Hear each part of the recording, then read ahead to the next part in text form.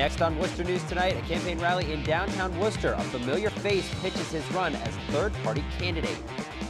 And Hurricane Matthew canceling flights across the Northeast, right here in Worcester. Good evening. Thanks for joining us. I'm Andy Madison. Former Massachusetts Governor Bill Weld is no stranger to the Worcester area. And tonight, he returns as the vice presidential candidate for the Libertarian Party. The third-party ticket is targeting undecided voters and trying to drum up support in Weld's home state. Tonight, candidate Weld told a crowd he and Gary Johnson are in it to win it.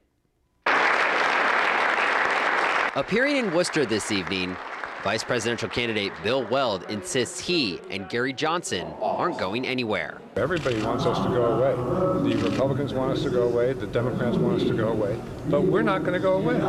Dozens of supporters gathering at the DCU Center for Weld's appearance. Supporters say they are looking for an alternative to the two main parties in the upcoming election. I used to vote Republican, but since 2012, I voted for Gary then, just because I didn't like what was on the ticket. This year, it's even worse. The Libertarian Party is more into not so much in your business and being fiscally responsible. So those are two things I believe in. The epicenter Aleppo. Gary Johnson has made some headlines this election season for not being able to answer foreign policy questions. Weld acknowledges they have a lot of ground to make up to get close to Trump and Clinton, and the Libertarian ticket is looking at Weld's Massachusetts ties and undecided voters as a means to gain some support in the race. We realize we're running from behind, not being in those debates, but we're going to do everything we can to get our name recognition up, which will give us the practical effect of being in the debates. And we're in this to try to run the table the last 30 days of the campaign. Weld's appearance comes a few days after the first vice presidential debate between Democrat Tim Kaine and Republican Mike Pence, and a few days before the second presidential debate, which is scheduled for Sunday. Well, the Libertarian rally happening just a few floors below an appearance by former New Hampshire Governor John Sununu, speaking at an event for the Research Bureau. Sununu discussed politics and offered his analysis on what's become an unconventional presidential race. Craziest election I've ever seen. I can't even explain them after the results are in, much less predict before the results are in. Governor Sununu served as chief of staff for President George H.W. Bush. He was in Worcester as the keynote speaker for the Research Bureau's annual meeting tonight. It was the nonprofit, nonpartisan organization's 31st annual meeting. The Florida coast is bracing for the worst this evening as Hurricane Matthew hits as a destructive Category 4 storm. It has the potential to be the strongest storm to impact Florida in decades. Closer to home, the forecast shows New England will be spared by Matthew, but the massive hurricane is causing flight cancellations and impacting travel across our region, including at Worcester Regional Airport, where JetBlue flights to Orlando and Fort Lauderdale were canceled Thursday. The airport was almost completely empty earlier today.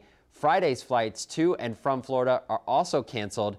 JetBlue is expected to resume normal operations on Saturday. A Massport spokesperson says customers should check up on their flight with their airline before leaving for the airport. We'll have a lot more on Hurricane Matthew later in the newscast. Well, on the brighter side of news this evening, there's excitement in the air as the Boston Red Sox open a playoff series tonight in Cleveland. It's been a few years since the Sox fans in Worcester had anything to cheer of in the month of October. Our Cam Jandro caught up with a few tonight, looking forward to a playoff run. After a two-season absence, the Red Sox are back in the playoffs. Boston won the American League East title and is playing the Cleveland Indians in the divisional series. Fans watching the game at the Compass Tavern in Worcester are excited for the postseason run. It's big. You know, this is something that happened actually a couple years back. They were in worst. They went from worst to first, 3-4 years ago now. So the feeling then was pretty good, and it's kind of the same feeling now. We're excited for that. This will be the last postseason for Red Sox slugger David Ortiz, who announced he'll retire after the season. Fans say Big Papi's retirement will be tough for the team, but makes the playoffs that much more special.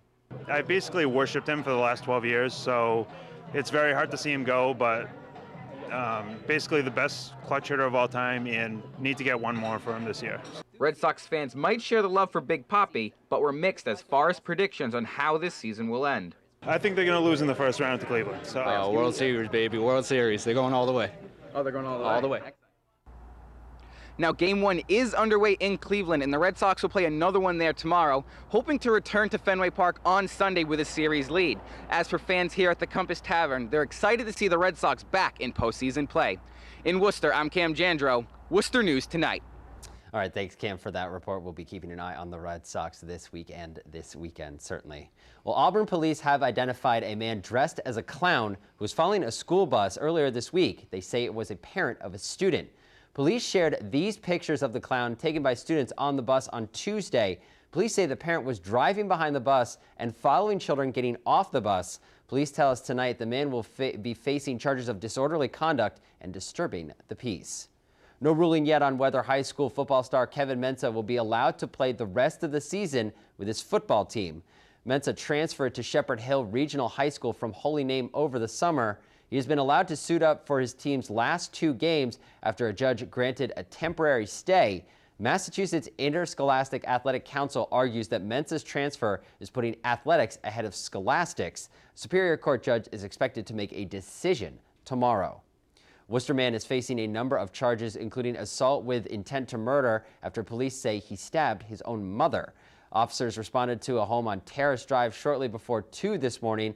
52-year-old woman was found suffering from a stab wound to her lower back. She was taken to the hospital and treated for non-life-threatening wounds. According to the victim, her son stabbed her after they got into an argument. The suspect's name and the victim's name have not been released.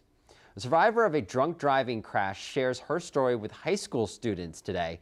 She says she hopes they won't make the same mistakes she did. Our Rosalind Flaherty reports.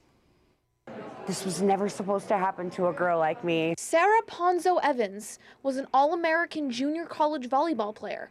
But in 2003, a drunk driving accident almost killed her. I was living proof of what happens to people who make choices like I was making. Ponzo wore a tank top to show she is missing her left arm when speaking to more than 150 high school students Thursday. I wanted to use my body as a tool to impact these kids so they don't make the same poor choices that I did.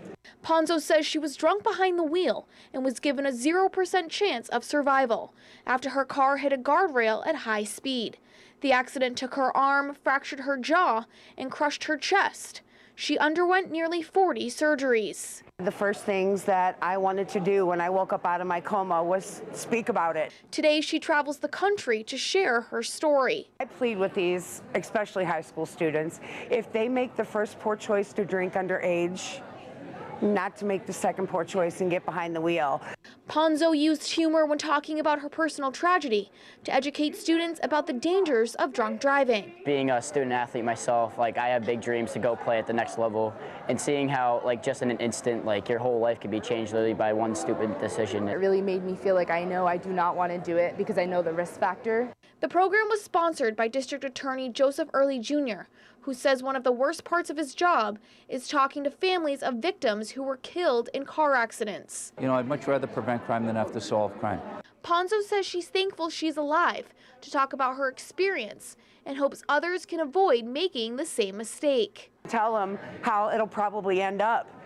They probably won't be as lucky as I was to share their story. Rosalind Flaherty, Worcester News Tonight. Today's program is sponsored by the District Attorney's Office as part of a year-long effort to educate young adults. New privacy concerns today surrounding the state's new all-electronic tolling set to replace booths. Turns out Massachusetts could keep information about you and your car for years. According to the Boston Herald, a state board approved recommendations allowing the speed of cars going through to be saved for 30 days. Video of the cars passing underneath will be archived for 6 months, and license plates of drivers without E-ZPass transponders will be kept for 7 years. MassDOT wants to make it clear a privacy strategy will be in place to make sure personal data isn't kept unnecessarily. These new overhead toll archways are scheduled to go into effect October 20.